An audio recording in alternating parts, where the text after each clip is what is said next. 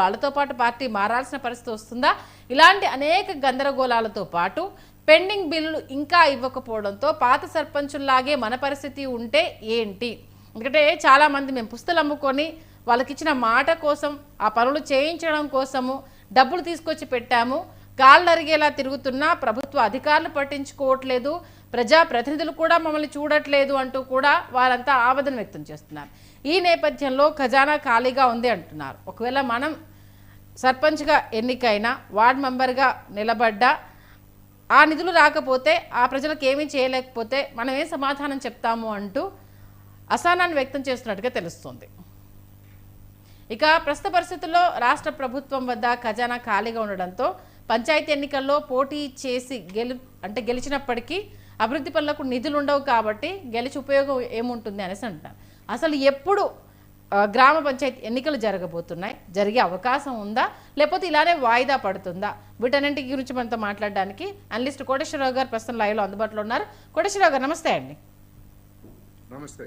ఒకవైపు ఖజానా ఖాళీగా ఉంది, ఇంకొక వైపు పాత పెండింగ్ బిల్లులు ఇవ్వలేమంటూ చేతులెత్తేశారు. కొత్త వాళ్ళు పోటీలో నిలబడడానికి జంకుతున్నారు. ప్రస్తుతం వినిపిస్తున్న మాటలు ఇవి. ఎంతవరకు దీంట్లో వాస్తవం ఉందంటారు? 100% వాస్తవం ఉంది. రాష్ట్ర ప్రభుత్వము ఆర్థిక పరంగా చాలా ఇబ్బందుల్లో ఉన్నది అనేటువంటిది అందరికీ తెలిసినటువంటి వాస్తవం.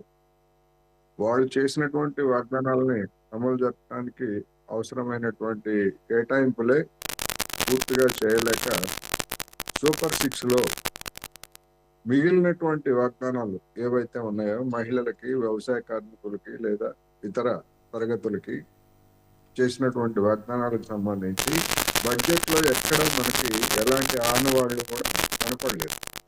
ఎందుకంటే కేటాయింపులు లేకుండా పథకాలని అమలు జరపడం అనేది ఎవరికి సాధ్యం కాదు.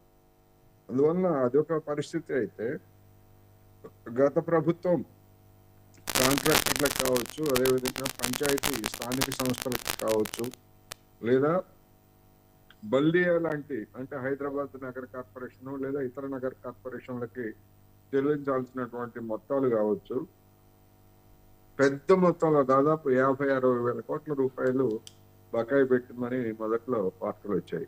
మరి వాటన్నిటినీ తీర్చడానికి గడిచినటువంటి 15 నెలల కాలంలో ప్రభుత్వము నానా తిప్పలు పడతాం.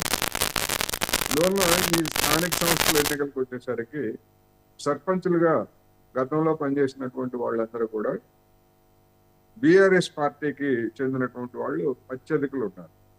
అందువలన వాళ్ళకి అంత త్వరగా ఇవ్వాల్సిన అవసరం ఏముందిలే, వాళ్ళు ఎట్లాగూ మన వాళ్ళు కాదు అనేటువంటిది ఒక అభిప్రాయం అయితే, ఎవరైనా కాంగ్రెస్ పార్టీకి దగ్గరయ్యి బిల్లుల గురించి అడిగితే బిల్లుల కోసం పార్టీకి దగ్గర పార్టీలో పనిచేయడానికి లేదా పార్టీ విజయాలకు పనిచేయడానికి వచ్చారా అనేటువంటి సందేహాలు కూడా వాళ్ళకు ఉంటాయి. ఎందుకు అంటే మొన్న జరిగినటువంటి లోక్సభ ఎన్నికల్లో వాళ్ళు ఎట్లా పనిచేశారు ఏమిటి అనేటువంటిది స్థానికంగా ఉన్నటువంటి కాంగ్రెస్ కార్యకర్తలకు కూడా ఒక సమాచారం ఉంటుంది. అందువల్ల ఎవరు ఎందుకు వస్తున్నారు, బిల్లుల కోసమే వస్తున్నారా లేకపోతే నిజంగా కాంగ్రెస్ మీద ప్రేమ ఉండి వస్తున్నారా, ఇలాంటి అనేక అంశాలు కూడా ఈ బిల్లుల చెల్లింపులో పనిచేస్తున్నట్టుగా కనిపిస్తూ ఉంది. ఏమైనప్పటికీ ఒకటి మాత్రం వాస్తవం, గతంలో సర్పంచులుగా పనిచేసి సొంత డబ్బులు పెట్టి పనిచేసినటువంటి వాళ్ళకి బిల్లులు చెల్లించడం అనేటువంటిది పూర్తిగా న్యాయసమ్మతం.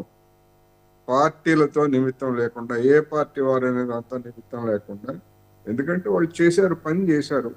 ఒకవేళ చేయలేదని చెప్పండి, ఏదైనా అవకతవకలకు పాల్పడ్డారు అదైనా చెప్పండి.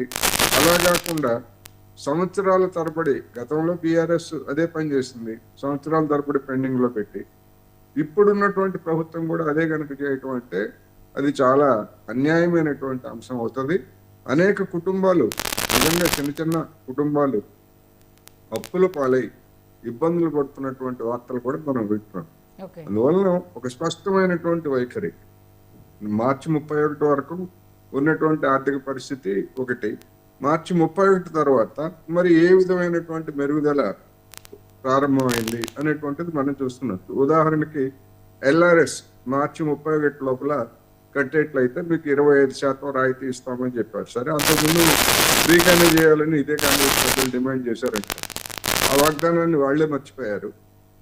జనం కూడా దాన్ని పెద్దగా పట్టించుకోలేదు. ముందు అసలు ఎల్ఆర్ఎస్ అయిపోతే చాలు అన్నట్టుగా ఎంతైనా ఎంత విధిస్తే అంత చెల్లించడానికి సిద్ధపడ్డారు.